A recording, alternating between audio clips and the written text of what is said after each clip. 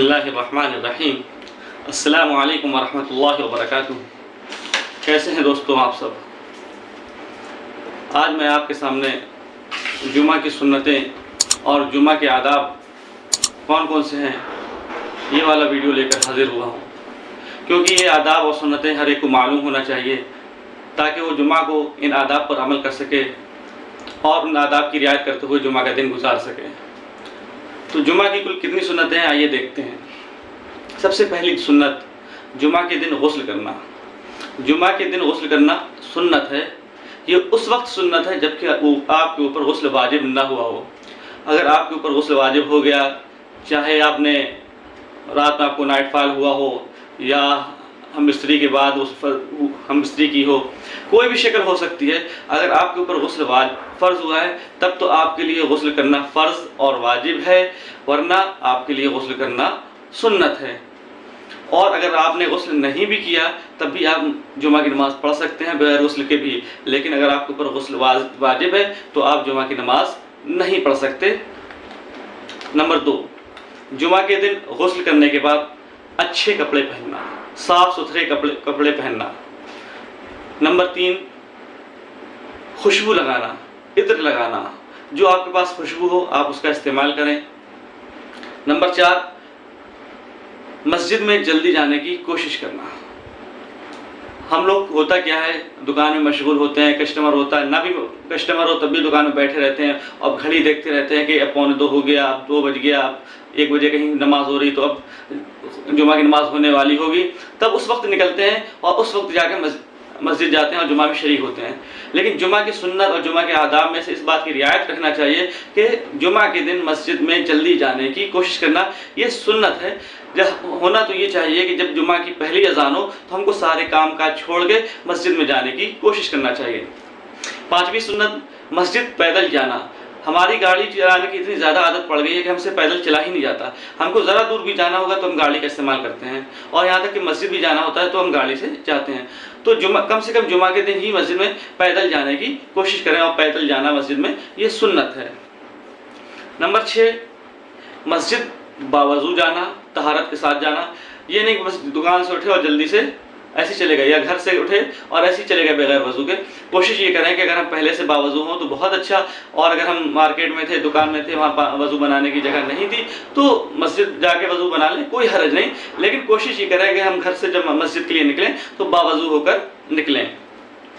Number 7, मस्जिद में जाने के बाद इमाम के करीब बैठने की कोशिश करना।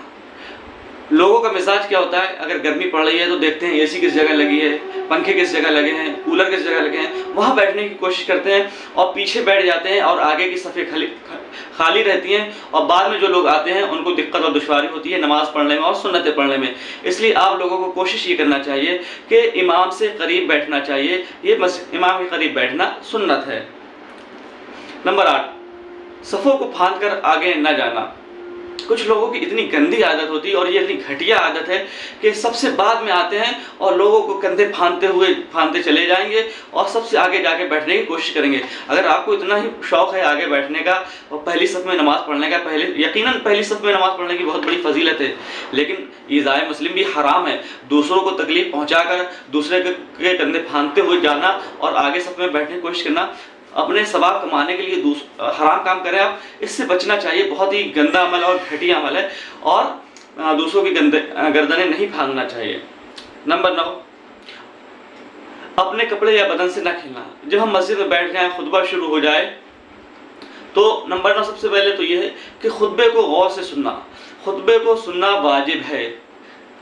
जिस तरह विद्र वाजिब होती है उनका छोड़ने पर गुनाह है, इसी तरह खुतबा ना सुनने पर, गौर से ना सुनने पर गुनाह होता है। इसलिए खुतबे का सुनना वाजिब है। ना हम बात करना जायज़ है, और अगर कोई यहाँ तक कि अगर कोई बातें कर रहा हो तो उसको हम मना करना भी जायज़ नहीं है, बल्कि हम चुपचाप खुतबे को गौर से सुने। और अपने कपड़े या बदन से ना खेलना, बल्कि सारी हमारी तवज्जो हो अल्लाह की याद में, अल्लाह के ज़िक्र में मशगूल हो। नंबर 10, खुतबे को गौर से सुनना। नंबर 11, सूरे कहफ पढ़ना। सूरह कहफ पढ़ने की बहुत ज़्यादा फजीलत आई है। अगर ना हम सूरह कहफ पढ़ सकें तो कम से कम 10 आयतें आखिर की पढ़ लें।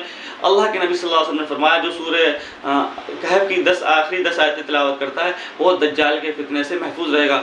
और अगर हम सूरह कहफ पूरी पढ़ते हैं तो फबीहा व नेमत, कितनी अच्छी बात है कि हम रोज़ हर जुमे को सूरह कहफ पढ़ने का मामूल बना लें। नंबर 12, कसरत से नबी करीम सल्लल्लाहु अलैहि वसल्लम के ऊपर दरूद भेजना। अब कसरत किसे कहते हैं, कितनी चीज़ को कसरत कहते हैं? तो हमारे जो बुजुर्गान दीन है, औलिया अल्लाह, उन्होंने लिखा है कम से कम 300 बार हम अगर दरूद शरीफ पढ़ें तो ये हमारा कसरत में शुमार हो जाएगा। तो इसलिए कोशिश करें कम से कम हम 3 तस्बीह दरूद शरीफ पढ़ें। इसलिए अल्लाह के नबी सल्लल्लाहु अलैहि वसल्लम ने फरमाया कि जब तुम लोग दरूद शरीफ पढ़ते हो तो दरूद शरीफ हमारे सामने पेश किया जाता है, और जब हम 1 मरतबा दरूद शरीफ पढ़ते हैं तो अल्लाह ताला हमारे ऊपर 10 मरतबा रहमतें भेजते हैं। और अल्लाह ताला ने कुरान में फरमाया, इन्नल्लाहा व मलाइकतहु युसल्लूना अलन नबी या अय्युहल्लज़ीना आमनू सल्लु अलैहि व सल्लिमू तस्लीमा। बेशक अल्लाह और उसके रसूल आप पे दरूद भेजते हैं। ऐ मुसलमानों, आप भी अल्लाह के नबी सल्लल्लाहु अलैहि वसल्लम पर दरूद भेजो।